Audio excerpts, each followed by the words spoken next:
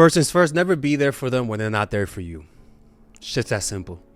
Too many people develop the habit of being consistent for inconsistent people, of showing love for those who don't show love, of being warm for those who are cold-hearted and hot and cold.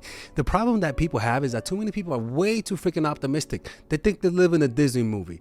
They think that if they show signs that they don't like them, with signs that they like them, in other words, they say they love you, but they're always inconsistent, or they can't follow through on their plans.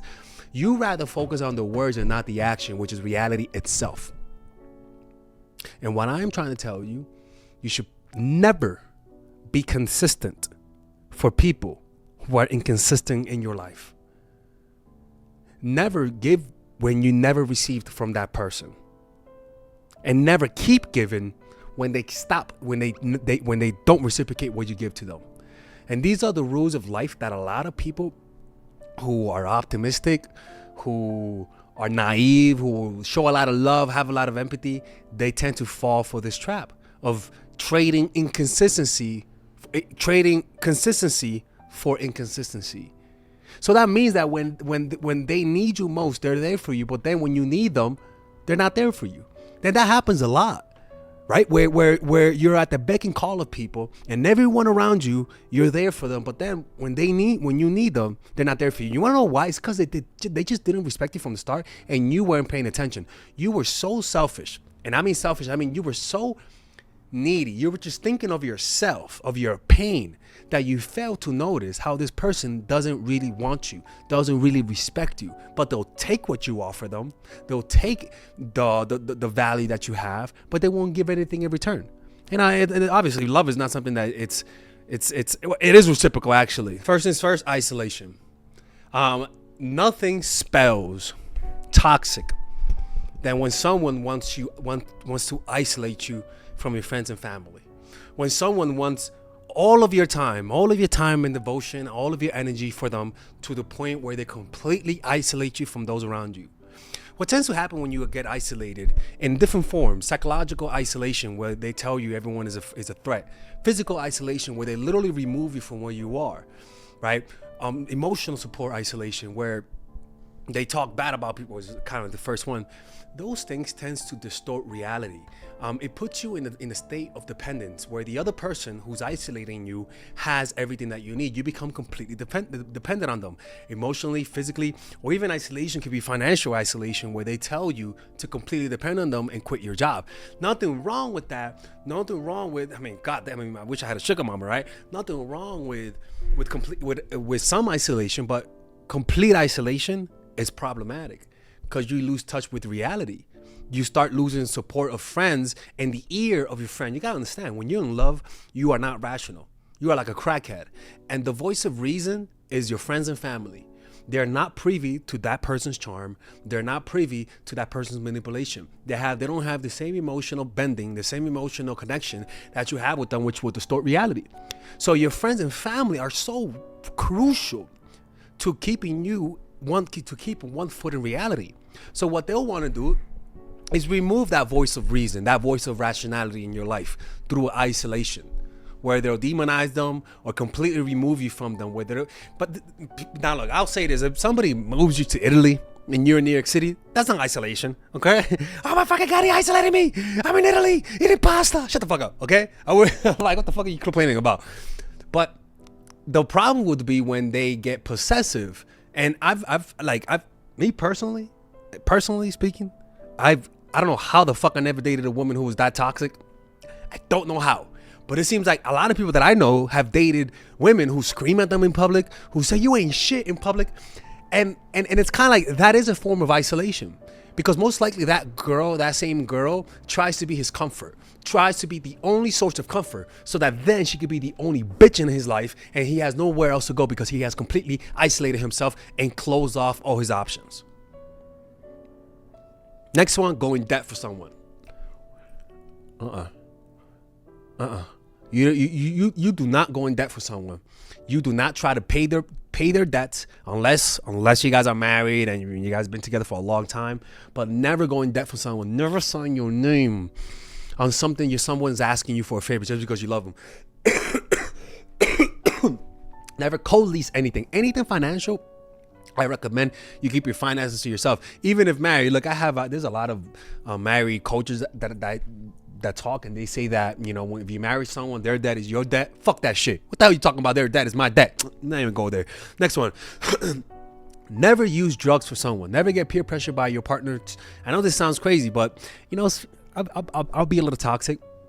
I've kind of tried to peer, you know, because look, man, I've done MDMA, Molly, and been a little addicted to it. Something, you know, at one point, not even at one point, and yeah, I remember asking girls that I was with, "Hey, you want to take some?" And looking back, what the fuck was my problem?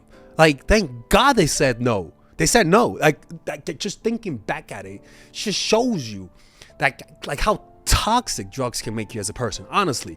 Like, and from my point of view, I'm like, oh wow, let's have this shared experience. But it's kind of like you just can't. You don't be romanticizing drug use. All right, don't be doing crack together and feeling like, oh, you guys are, no, none of that stuff. Never let somebody peer pressure you, especially if somebody you're dating, into using any forms of drug. I know I'm preaching to the choir, but next one is never change your career paths or goals for them. Now look, there's a fine line, okay? But when I say change, I mean never ruin or burn a bridge or stop something that you're about to finish for the sake of somebody else. Now, if somebody inspires you to have kids, so as a result, you stop. Like, for example, if I'm a guy and a girl inspires me to have kids, like, and she lives in New York City and I live here, okay, I could move there. You know what I'm saying? Like, that's a change that's not bad. But if a girl tries to tell me, oh, stop working so much, quit school, you spend time with me all the time. No, absolutely not. That type of stuff, you will regret it later on in life. Never make excuses for them. Never make excuses. If they hate you, don't make an excuse for them. If they cheat on you, don't make an excuse for them. You know, stop making especially to your friends and family. Why is he, you know, like, or if I'm dating a girl and she's always broke, always using my money, my friends and family will say, why you letting her do that to you? And most of the time when you love someone, it's a natural tendency to make excuses for them. You know, you're enabling them. You know, oh, well, yeah. Anyways, never let somebody hit you, yell at you, or name call you. That is very simple, right? And above all, the last one, never let them put you down in front of somebody else. Never let them make fun of you in front of somebody else. Never let them, and we all know the disrespect that we tend to see in public when you're just playing around, but it really doesn't sound like you're playing around.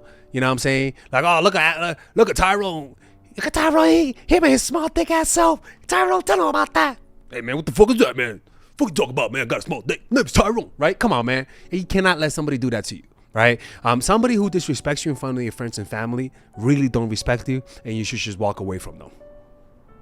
All right, people, if you guys enjoy that type of content, if you guys want to work with me one-on-one and you guys have some situations you guys want me to answer, maybe somebody's playing you, maybe somebody doesn't like you, maybe you want to make somebody like you, maybe you want to tell me your situation and see what I think, you guys can click on the description down below and purchase a one-on-one phone coaching call with me that is completely confidential and nobody knows about it. And there I'll be able to give you my personal opinion about your situation.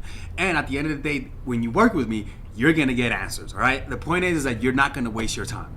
If you guys want to do that, click on the description down below. Those are the one-on-one private confidential phone calls. And if you guys want to be able to, for me to answer your questions, like you see in my videos where I answer questions, you guys can book an email coaching session, which is more affordable, and you guys can change things around and nobody will know it's you. And there you'll be able to get a one-on-one type of coaching, and I'll be able to post it on YouTube. And the beauty about it is that nobody finds out because you could just change your name, people. You say you're in China, I'm gonna say you're in Australia. Nobody's gonna find out, people. Now, I wanna make it clear. The private one-on-one phone call are private, confidential.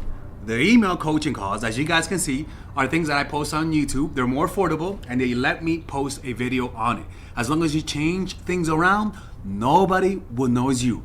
So don't be shy, man. I love working with people, and at the end of the day, it's my passion to help people. You guys have no idea how happy this makes me to be able to help you guys at an individual basis. And at the end of the day, you're gonna get my honest advice. A lot of people bullshit you just to bring you back as a customer. If you guys are looking for that honest advice, this is the guy for you. Okay? Okay? See you guys.